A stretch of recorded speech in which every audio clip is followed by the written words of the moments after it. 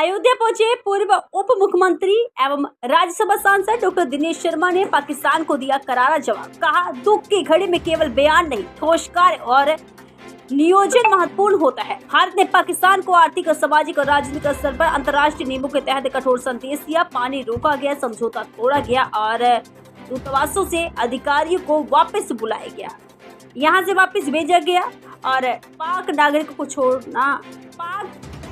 नागरिकों को भारत छोड़ने के लिए कहा गया। ये वैश्विक मंच पर सबसे सख्त कार्रवाई में से एक है। और दुख के क्षण में बयान नहीं, कार्य नियोजन देखा जाता है। आदरणीय प्रधानमंत्री जी के द्वारा जो प्रयत्न किए गए हैं, मैं समझता हूँ पूरे देश को उस पर विश्वास है।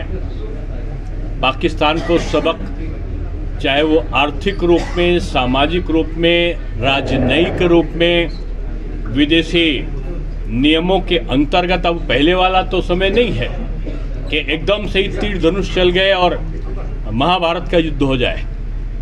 निश्चित रूप में जो सामरिक नियोजन है वो भारत का बेहतर है कि उनका पानी रोका है।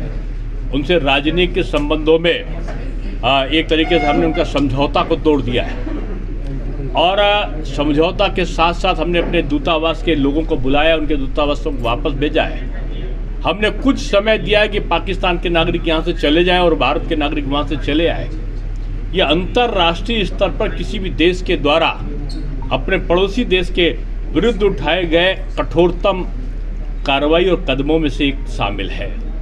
तो मैं यही कहूँगा कि सदात्मा हैं जिनकी मृत्यु हुई, उनकी आत्मा को ईश्वर सद्गति दे।